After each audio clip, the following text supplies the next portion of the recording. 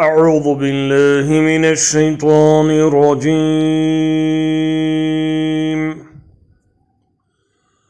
بسم الله الرحمن الرحيم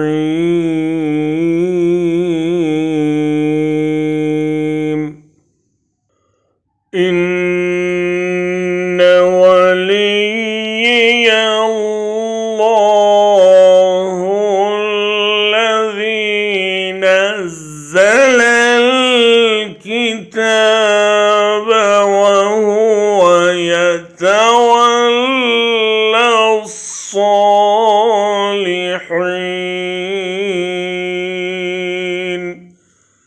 मेरा हामी और नासिर वो खुदा है जिसने ये किताब नाजिल की है और वो नेक आदमियों की हिमायत करता है।